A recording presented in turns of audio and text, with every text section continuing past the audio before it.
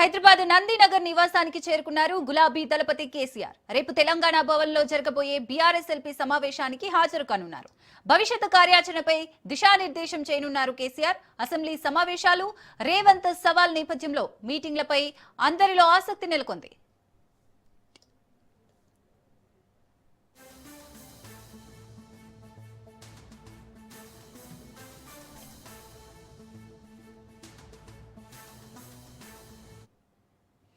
హైదరాబాద్ నందినగర్ నివాసానికి చేరుకున్నారు గులాబీ దళపతి కేసీఆర్. రేపు తెలంగాణ భవన్లో జరగబోయే బీఆర్ఎస్ఎల్పీ సమావేశానికి హాజరు కానున్నారు. భవిష్యత్తు కార్యాచరణపై దిశానిర్దేశం చేయనున్నారు కేసీఆర్. అసెంబ్లీ సమావేశాలు, రేవంత్ సవాలు నేపథ్యంలో మీటింగ్ పై అందరిలో ఆసక్తి నెలకొంది.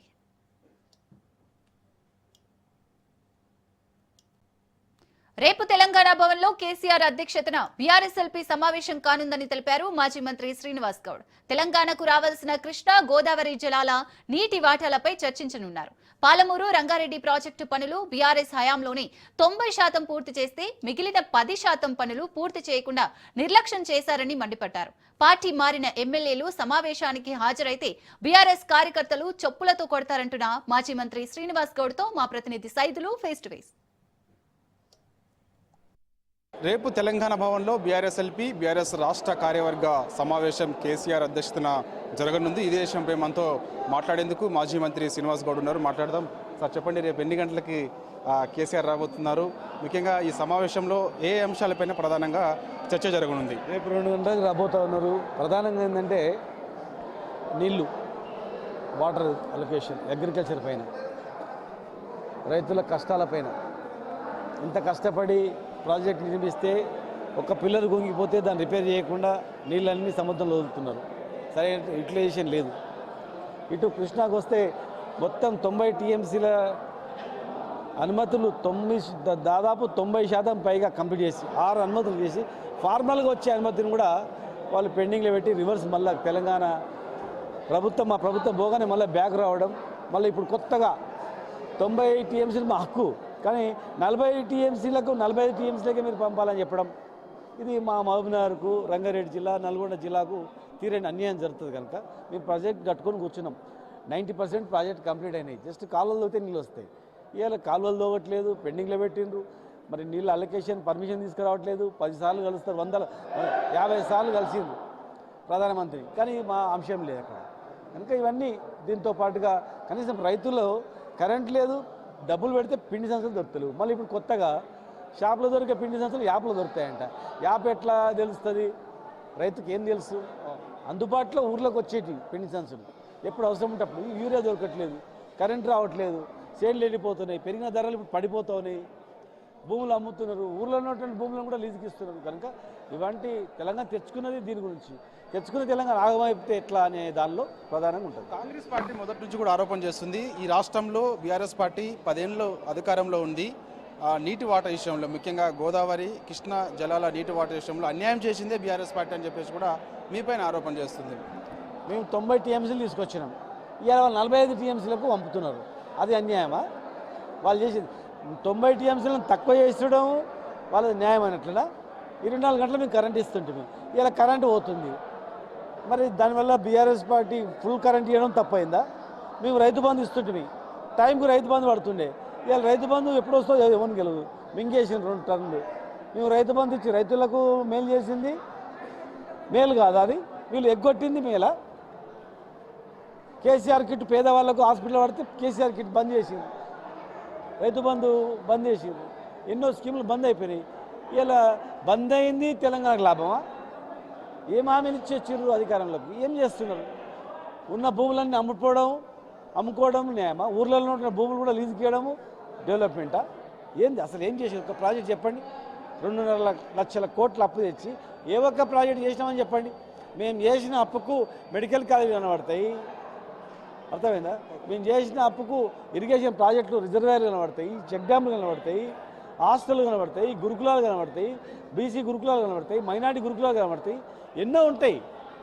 అటు ఎన్నో రకాల అభివృద్ధి. యాదాద్రి దేవాలయం కనిపిస్తుంది అక్కడ కళ్ళ ముందర, సెక్రటరియట్ కనిపిస్తుంది, ఇక్కడ ఈ వెనకాల ఉన్నటువంటి టవర్ కనిపిస్తుంది, ఐటీ టవర్లు వచ్చినాయి, ఇన్ని కంపెనీలు వచ్చినాయి, ఇన్ని రోడ్లు వచ్చినాయి, ఇంటింటికి నల్లు వచ్చింది. ఇవన్నీ బిందె పెట్టుకొని పోయి ఊరు పెట్టి పోయి నీళ్ళు తెచ్చుకుంటుండ్రి, ఫ్లోరైడ్ నీళ్ళు తాగుతుండ్రి. ప్రొటెక్టెడ్ వాటర్ ఇంటికాడ లేస్తే ఉదయం నల్ల తిప్పితే ఇంటికాడికి నల్ల వచ్చేది. మరి మేము చేసినది అభివృద్ధి, పెట్టుబడి తెచ్చిన అప్పు పెట్టుబడి పెట్టి పెట్టుబడితో ఆస్తులు పెంచినాం. 5 లక్షల ఎకరా ఇలా 5 కోట్లు అయిందంటే మేము చేసిన ఇన్ఫ్రాస్ట్రక్చర్ చేసినందుకే, అంత పెట్టుబడి పెట్టినందుకే ఆస్తులు వెలిగిపోయినాయి. తెలంగాణ ఆస్తి కొన్ని వేల లక్షల కోట్లకి వెళ్ళిపోయింది. మరి వాళ్ళు వచ్చిన తర్వాత ఏమైంది? వాళ్ళు తెచ్చిన అప్పుకి ఇలా ఉన్న భూమిలో మొత్తం పటాన పడిపోయింది. కనుక అవన్నీ వాడు నమ్మడు, ప్రజలు గమనిస్తారంతా. సార్, రేపు మధ్యాహ్నం 2 గంటలకి తెలంగాణ భవన్కి కేసీఆర్ వస్తారు. బీఆర్ఎస్ఎల్పీ బీఆర్ఎస్ రాష్ట్ర కార్యవర్గ సమావేశం తెలంగాణ భవన్లో కేసీఆర్ అధ్యక్షతన జరగనుంది. ముఖ్యంగా నీటి వాటాలకు సంబంధించి చర్చ జరుగుతుంది. మాకు దిశానిర్దేశం కేసీఆర్ చేయబోతున్నారని చెప్పేసి కూడా అంటున్నారు. స్థానిక సంస్థల ఎన్నికల్లో బీఆర్ఎస్ పార్టీ హవా కొనసాగిందని చెప్పేసి కూడా మాజీ మంత్రి శ్రీనివాస్ గౌడ్ చెప్తున్నారు. అదేవిధంగా పార్టీ మారినటువంటి ఎమ్మెల్యేలపైన అనర్హత వేటు వేయాల్సిందే అని చెప్పేసి కూడా ఆయన అంటున్నారు. ఏ మొహం పెట్టుకొని మళ్ళా రేపు కేసీఆర్ తెలంగాణ భవన్కి వస్తే పార్టీ మారినటువంటి ఎమ్మెల్యేలు మళ్ళీ తిరిగి కేసీఆర్ మీటింగ్కి ఎలా హాజరవుతారు, వచ్చిన వారిని చెప్పులతో కొడతారని చెప్పేసి కూడా మాజీ మంత్రి శ్రీనివాస్ గౌడ్ చెప్తున్నారు. వీడియో జర్నలిస్ట్ అమర్తో సైదులు రాజు, తెలంగాణ భవన్ నుంచి. సీఎం రేవంత్ రెడ్డిపై మాజీ మంత్రి బీఆర్ఎస్ వర్కింగ్ ప్రెసిడెంట్ కేటీఆర్ తీవ్ర విమర్శలు చేశారు. రేవంత్ అపరిచితుడని, ఆయనలో రాము రెమో ఇద్దరున్నారని ఎద్దేవా చేశారు. గ్రామ పంచాయతీలకు రాజ్యాంగం ప్రకారం నిధులు వస్తాయన్నారు. కొత్తగా ఎన్నికైన సర్పంచ్లు ఎవరికీ భయపడాల్సిన అవసరం లేదన్నారు. ఇక వాళ్ళు నాకు తెలిసైతే ఈ ఎలక్షన్ చూసినాక, ఇక్కడ రిజల్ట్ చూసినాక జెడ్పీటీసీ ఎంపీటీసీ పెడతారని నేనైతే అనుకుంటలేను. అన్ని మనమే గెలిచినాం, కిందికేళ్ళ మీద మొత్తం గల్లీ టు ఢిల్లీ రాష్ట్రంలో అద్భుతమైన రిజల్ట్ తీసుకొని వచ్చినారు. దానివల్ల ఇవాళ ప్రభుత్వమే వెనుకకు పారిపోయే పరిస్థితున్నది. జిల్లా పరిషత్, మండల పరిషత్ ఎలక్షన్లు పెట్టకుండా గుర్తు లేకుండానే గిట్లున్నది. ఇక గుర్తు వచ్చి మళ్ళీ కేసీఆర్ గుర్తుకొస్తే ఎట్లుంటుందో అని చెప్పి తప్పించుకొని పారిపోయే పరిస్థితున్నది. ఒకటి మాత్రం పక్క, ఇంకొక 2 ఏళ్ళు మనకు కొద్దిగా పరీక్షా సమయం ఉంటుంది. 2 ఏళ్ళు వాడకూడదు వీడకూడదు కాంగ్రెస్ వాడు మనల్ని అవమానిస్తే అవసరమైతే 1 నిమిషం తలకాయ కిందికేసుకోవాలి, 4 అడుగులు వెనుకకేయాలి. ఎందుకంటే ఎక్కడ నెగ్గాలనో తెలవాలి, ఎక్కడ తగ్గాలనో కూడా మనకు తెలవాలి. తెలిస్తేనే రేపటి రోజున 4 అడుగులు ముందుకేసేందుకు అవకాశం ఉంటుంది. రేపు మళ్ళీ మున్సిపల్ ఎలక్షన్లు తొందరలో రాబోతా ఉన్నాయి. తాండూరు పట్టణంలో మున్సిపల్ ఎలక్షన్ తొందరలో జనవరి ఫిబ్రవరిలో వస్తుందని చెప్పి వార్తలు వస్తున్నాయి. తప్పకుండా అందులో కూడా గ్రామాల్లో ఉన్న వాళ్ళు కూడా మీ చుట్టాలు ఉంటారు, పట్టణంలో మీ దోస్తులు ఉంటారు, మీ క్లాస్మేట్స్ ఉంటారు. మనం కూడా అవసరమైతే ప్రత్యేకంగా బాధ్యత పెట్టుకోవాలి. ఇప్పటి నుంచే గ్రామాలకు సంబంధించిన బృందాలు అక్కడ ఇన్ఛార్జీలుగా వేసుకోండి. బెస్ట్ క్యాండిడేట్లు ఎవరో ఇప్పటి నుంచే దేవులాడుకోండి. రిజర్వేషన్లు ఎట్లుంటాయి ఏంది మీకు ఐడియా ఉంటుంది. దాని ప్రకారం మరి ఇప్పటి నుంచే లెక్కాపత్రం తయారు చేసుకొని ఎన్నికలకు సిద్ధం కావాలి. ఒక్కో కాంగ్రెస్ ఎమ్మెల్యే మాట్లాడుతున్నాడు, నేను బీఆర్ఎస్ ఎమ్మెల్యేలకు, బీఆర్ఎస్ సర్పంచ్లకు ఇందిరమ్మ ఇల్లు ఇయ్య అంటుండు. ఇందిరమ్మ ఇల్లు ఇచ్చేది ఆయన చేతులు ఏం లేదు. ఇందిరమ్మ కమిటీ నోటి పెట్టిండ్రు. కానీ అల్టిమేట్గా గ్రామ పంచాయతీ తీర్మానం లేకుండా ఎవరికి కూడా ఇండ్లు రావు. మొత్తం బాసులు మీరే ఉంటారు, సంతకాలు పెట్టేది మీరే. నెంబర్ 1 యాద పెట్టుకోండి. గ్రామ పంచాయతీకి తీర్మానం చేసి ఫలానా వాడు కాంగ్రెస్ వాడు కాబట్టి ఇచ్చిండ్రు, ఇది కరెక్ట్ కాదు అంటే కొట్టుడు పోతుంది, చెల్లదు కూడా చెల్లదు.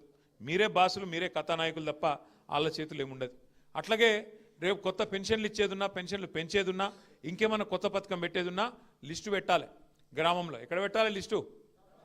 గ్రామ పంచాయతీలో పెట్టాలి. ఏపీ అభివృద్ధిని చూశాక తెలంగాణ ప్రజల్లో ఆలోచన మొదలైందని కేంద్ర మంత్రి బండి సంజయ్ అన్నారు. రాబోయే రోజుల్లో ఏపీ తెలంగాణ అభివృద్ధికి మోడీ సర్కారు సహకరిస్తుందని తెలిపారు.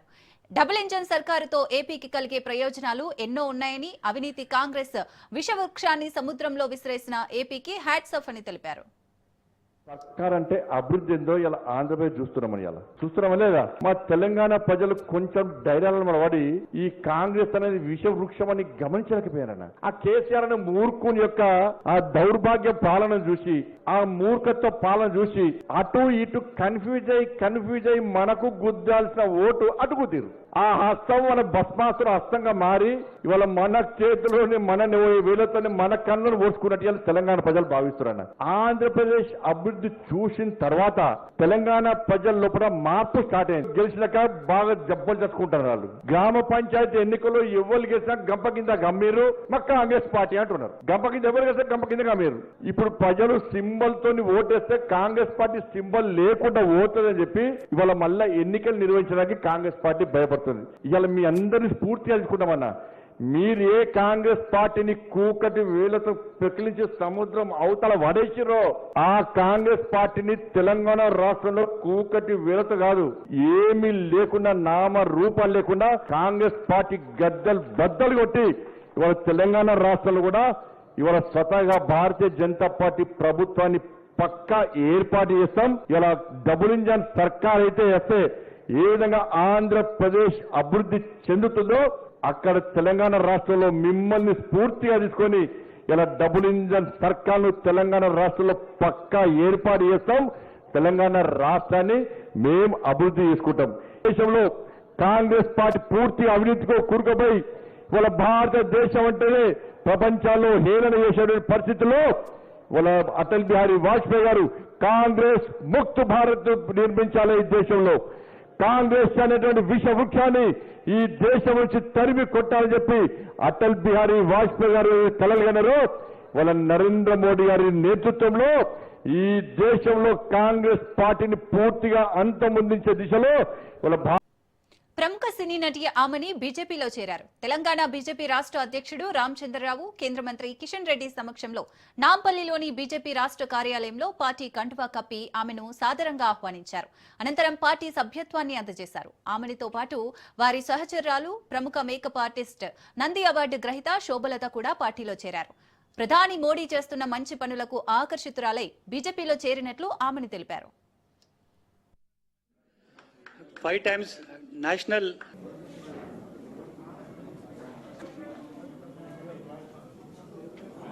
మీలాంటి వాళ్ళు భారతీయ జనతా పార్టీలో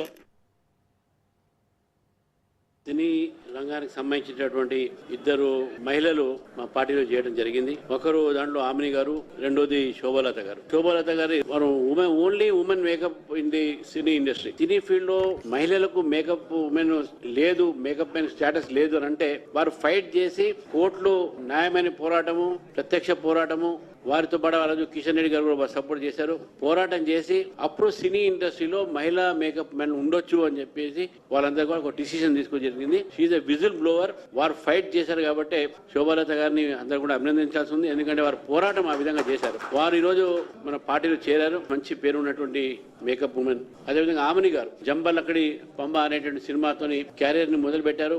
అనేక తెలుగు సినిమా, అదేవిధంగా తమిళ్, మలయాళం సినిమా లాంటి సినిమాల్లో వారు నటించి చాలా లీడింగ్ స్టార్స్ తోని, నాగార్జున గారితో కానీ, రాజేంద్ర ప్రసాద్ గారితో కానీ, వీరందరితో కూడా వారు నటించారు. ఇప్పుడు కూడా వారు నటన క్షేత్రంలో ఉన్నారు. టీవీ సీరియల్స్, అదేవిధంగా మూవీస్, ఇవన్నీ కూడా వారు చేస్తా ఉన్నారు. వారిద్దరిని నేను పార్టీలో వారికి స్వాగతం పలుకుతున్నాను. భారతీయ జనతా పార్టీ నాయకత్వంలో చేరడానికి నాకు చాలా చాలా సంతోషంగా ఉంది. అలాగే మన ప్రధాని నరేంద్ర మోదీ గారు ఎన్నో మంచి మంచి పనులు మన భారతానికి చేస్తున్నారు, మా దేశానికి చేస్తున్నారు. మా దేశాన్ని ఈరోజు బయట ఊర్లకి వెళ్తే మమ్మల్ని ఈరోజు ఇండియన్స్ అని అందరూ మమ్మల్ని గుర్తిస్తున్నారు, ఆహ్వానిస్తున్నారు. అంత మంచి మంచి పనులు చేస్తున్నారు. వీఆర్ ఇండియన్స్ అని చెప్పుకోవడానికి గర్వంగా ఉంది. ఈ రోజు దానికి కారకులైన మన మోదీ గారు కాశ్మీర్ లో జరిగిన ఒక ఇన్సిడెంట్ కానీ, ఆయన చేసిన ఆ ఒక సింధూర్ అనే ఒక మిషన్ దీన్ని సక్సెస్ అవడానికి కూడా ఆయన ఎంతో ఒక పెద్ద పనులు చేశారు. ఇలాంటివి ఇంకా ఎన్నో అవన్నిటికీ నేను ప్రభావితమై నేను కూడా ఇలాంటి మంచి పనులు చేయాలని, స్పందించాలని ఈ పార్టీలో జాయిన్ అయ్యాను. ఇంకా నేను కూడా ప్రజలకి సేవ చేయాలి, మంచి మంచి పనులు చేయాలి. పెద్దలు నాయకుల వల్ల దీంట్లో నేను కూడా మంచి పనులు చేసి వాళ్ళ దారిలో అడుగుజాడలో నేను నడవాలని నేను కూడా ఆశపడుతున్నాను, ఇష్టపడుతున్నాను. అలాగే మన సనాతన ధర్మం గురించి కూడా ఇక్కడ మన మోదీ గారు ఎన్నో మంచి పనులు చేస్తున్నారు. ఇవన్నీ కూడా నేను స్పందించాలని ఈ పార్టీలో జాయిన్ అయ్యాను. సో నన్ను ఇంతగా వెల్కమ్ చేసిన మీ అందరి జాతీయ ఉపాధి హామీ పథకంలో మహాత్మా గాంధీ పేరు తొలగింపునకు నిరసనగా కాంగ్రెస్ ఆందోళన చేస్తోంది. సికింద్రాబాద్ ప్యారడైజ్ దగ్గర కాంగ్రెస్ నేతలు ధర్నా చేశారు.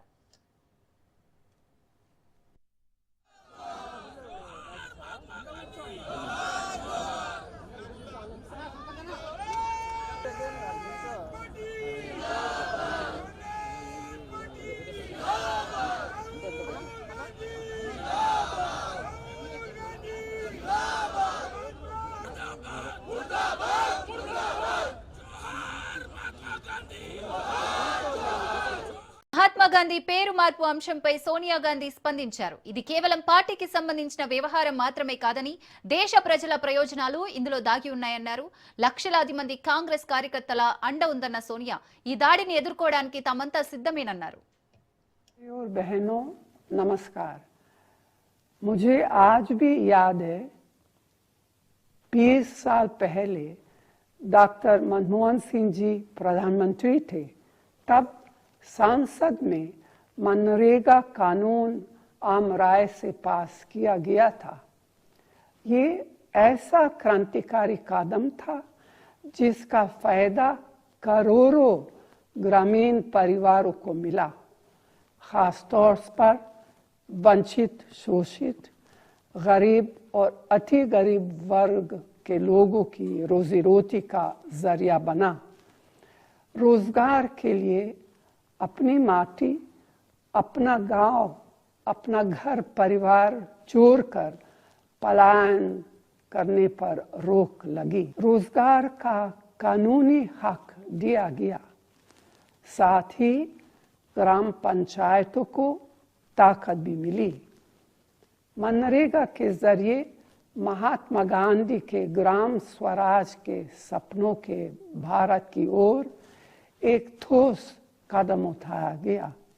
पिछले 11 सालों में मोदी सरकार ने ग्रामीण क्षेत्रों के बेरोजगार, गरीबों और वंचितों के हितों को नजरअंदाज कर मनरेगा को कमजोर करने की हर कोशिश की।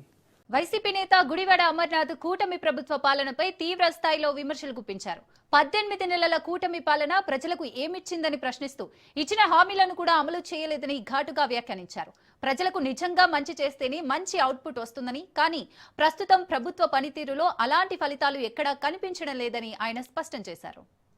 మీరు ఇలా భూములను దోచుకుంటూ పోయి, నేను చెప్పిన మాట కాదు కదా మీ ఉప ముఖ్యమంత్రి గారు, మీరు నిన్న పెట్టినటువంటి సభలో కలెక్టర్స్ ఎస్పీస్ కాన్ఫరెన్స్ లో ఏం చెప్పారు ఆయన? మన ప్రజాప్రతినిధులు రాష్ట్ర వ్యాప్తంగా ల్యాండ్ సెటిల్మెంట్స్ లో ఇన్వాల్వ్ అవుతా ఉన్నారు, ప్రజల్ని ఇబ్బంది పెడతా ఉన్నారు అనేటువంటి మాట డిప్యూటీ సీఎం గారు నిన్న కలెక్టర్స్ కాన్ఫరెన్స్, ఎస్పీస్ కాన్ఫరెన్స్ లో చెప్పారు. ముఖ్యంగా విశాఖపట్నంలో ఎక్కువ ఇవి కనబడుతున్నాయని చెప్పి ఆయన చెప్పారు. మరి చెప్పినటువంటి దానికి మరి ఎంతకంట ఆ ఉదాహరణ ఏం కావాలి మీకు? ఉప ముఖ్యమంత్రి గారు అడగాల్సినటువంటిది ప్రజాప్రతినిధుల గురించి కాదు, పక్కన ఉన్నటువంటి ముఖ్యమంత్రి గారిని అడగాలి. ఎందుకు ఇలా తక్కువ ధరలకి భూములు దోచిపెడతా ఉన్నారు, మీరు ఎందుకు ఇటువంటి నిర్ణయాలు తీసుకుంటున్నారు, దీనివల్ల ప్రజల్లో ఉన్నటువంటి ఆలోచనలు ఏంటి, రాష్ట్ర ప్రభుత్వానికి జరుగుతున్నటువంటి నష్టం, రాష్ట్ర ఖజానాకు జరుగుతున్నటువంటి నష్టం, ప్రభుత్వ ఆస్తులకు జరుగుతున్నటువంటి నష్టం, ప్రజలకు జరుగుతున్నటువంటి నష్టం. ఇవి ఒక పక్క అయితే, ప్రైవేట్ భూముల్లో, ప్రైవేట్ ల్యాండ్ డిస్ప్యూట్స్ లో ప్రజాప్రతినిధులు, ఎమ్మెల్యేలు, ఎంపీలు, మంత్రులు అందరూ ఇన్వాల్వ్ అయిపోయి, మిమ్మల్ని గెలిపించింది ప్రజలకు మంచి చేయడానిక, ప్రజల తాలూకా ఆస్తుల్ని కాపాడడానిక, లేదా ఆ ప్రైవేట్ సంస్థలు, ఆ ప్రైవేట్ వ్యక్తుల తాలూకా భూములు కాజేయడానిక? అందుకే నేను చెప్పాను, మీరు క్లాసులు పీకాల్సింది మీరు, లేదా కూర్చోబెట్టి వ్యవస్థలకి ఏదో ఐపీఎస్, ఐఏఎస్ ఆఫీసర్స్ కి చెప్పాల్సింది మీరు చెప్పాల్సింది వాళ్ళకి కాదు, అసలు మిమ్మల్ని అందరినీ కూర్చోబెట్టి ప్రజలు మీ క్లాస్. కొండగట్టు ఆలయ భూముల విషయంలో వివాదం చెలరేగింది. ఆలయ ఈవో అందుబాటులో లేని సమయంలో దేవాదాయ శాఖకు చెందిన సుమారు 6 ఎకరాల భూమి అటవీ శాఖదని పేర్కొంటూ ఫారెస్ట్ అధికారులు మార్కింగ్ చేశారు. ఈ ఘటనకు నిరసనగా విశ్వ హిందూ పరిషత్తో పాటు వివిధ హిందూ సంఘాల నేతలు ఆలయం ముందు ధర్నాకు దిగారు. ఆలయానికి సంబంధించిన భూములను అటవీ భూములుగా మార్చడాన్ని తీవ్రంగా ఖండించారు. గుట్టపై ఉన్న భూములన్నీ అంజన్న ఆలయానికి చెందుతుందని, ఈ వ్యవహారంలో బాధ్యులను కఠినంగా శిక్షించాలని హిందూ సంఘాలు డిమాండ్ చేస్తున్నారు.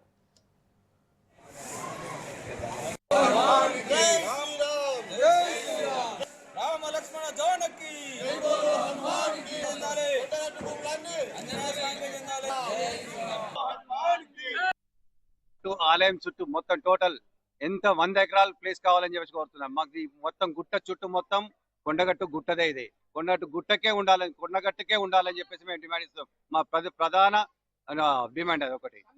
100 ఎకరాల భూమిది 100 ఎకరాలు మాకే రావాలి.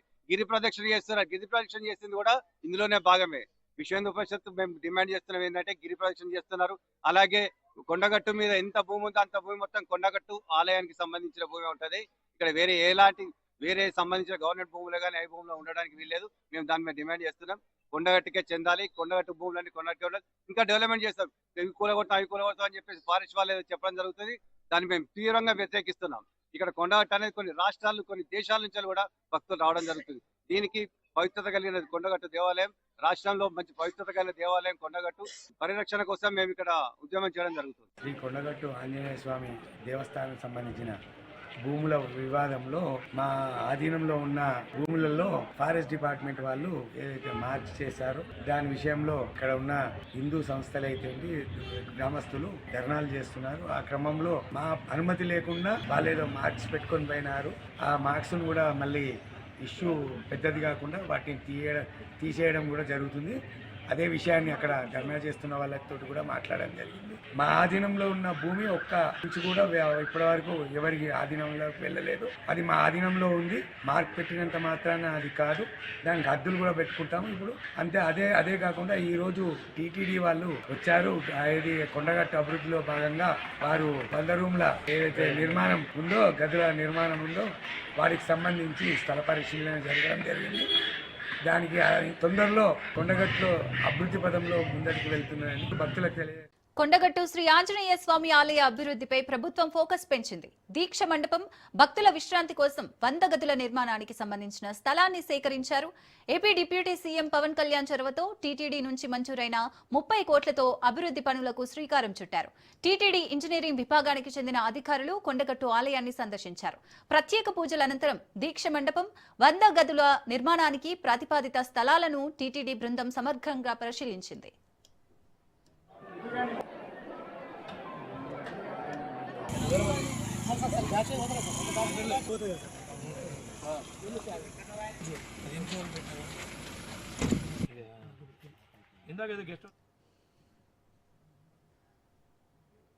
భక్తుల సౌకర్యాలు, భద్రత, నిర్మాణ నాణ్యతతో పాటు భవిష్యత్ అవసరాలను దృష్టిలో ఉంచుకొని పలు సాంకేతిక సలహాలు, కీలక సూచనలు చేశారు. త్వరలోనే అనుకూలమైన ముహూర్తాన్ని ఖరారు చేసి శంకుస్థాపన కార్యక్రమం నిర్వహించామంటున్నారు టీటీడీ ఈఈ నరసింహ అన్నారు. కొండగట్టు ఆలయ నిర్మాణాలు పూర్తయితే స్వామి దర్శనానికి వచ్చే భక్తులకు వసతి సౌకర్యాలు మరింత మెరుగుపడనున్నాయని ఈఈ తెలిపారు.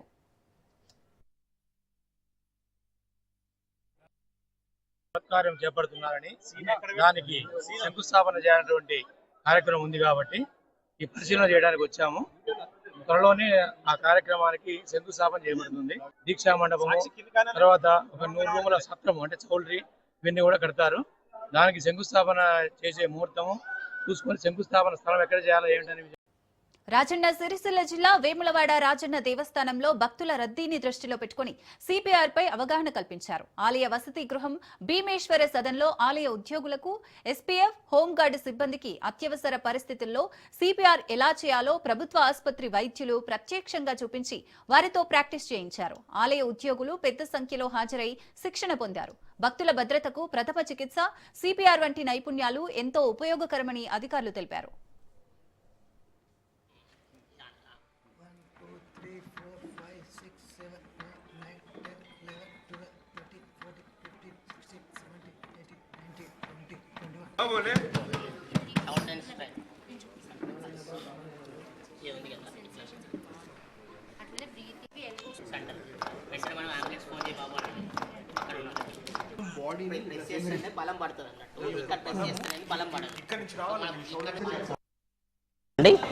మన government medical college, government general hospital Sircilla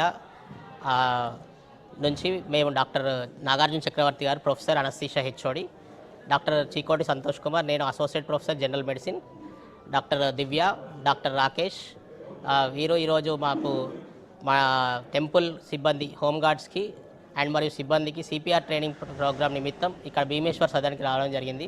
SPF సిబ్బంది, టెంపుల్ ఎస్పీఎఫ్ సిబ్బందికి మన ఏఎస్ఐ గారు మహేందర్ గారు, డిఈ రఘునందర్ సార్ గారు, ఏఈఓ శ్రవణ్ సార్ గారు వారి ఆధ్వర్యంలో ఈరోజు ఇక్కడ సిపిఆర్ ట్రైనింగ్ ప్రోగ్రాం అవగాహన సదస్సు నిర్వహించడం జరిగింది. దీని ముఖ్య ఉద్దేశం ఏంటంటే సిపిఆర్ అనేది పునర్జీవనం. ఎవరైనా కార్డియాక్ అరెస్ట్ అయినప్పుడు స్పృహ కోల్పోయి ప్రాణాలు పోయే టైంలో సిపిఆర్ ఇస్తే వాళ్ళు పునర్జన్మ వచ్చి వాళ్ళ జీవనం మళ్ళీ సాగించడం జరుగుతుంది. సో ఇది చాలా ముఖ్యమైన సిపిఆర్ ట్రైనింగ్. సో దానికి అందరూ నేర్చుకొని మనకు వచ్చే భక్తులకి ఎవరైనా సమస్యలైనా కార్డియాక్ అరెస్ట్ అయినా వారికి సిపిఆర్ ట్రైనింగ్ ఇస్తే వాళ్ళు మళ్ళీ పునర్జీవనం చేస్తారని దానికోసం ఇవ్వడం జరిగింది. దీనికోసం మన నాగార్జున చక్రవర్తి సార్ ముందు వచ్చి దీనికి ప్రోగ్రామ్ ఇనిషియేట్ చేయడం జరిగింది. సడన్గా ఎవరైనా అరెస్ట్ అయినప్పుడు మరి ఈ ప్రక్రియ ద్వారా ఏంటంటే మనం మళ్ళీ పునర్జీవం ఇచ్చే అవకాశం ఉంటుంది. సో ఏంటంటే ఈ సిపిఆర్ నాలెడ్జ్ని మనం స్ప్రెడ్ చేయడం, అవగాహన క్రియేట్ చేయడం కోసం మేము ఈ సదస్సులు ముఖ్యంగా నిర్వహించాలి.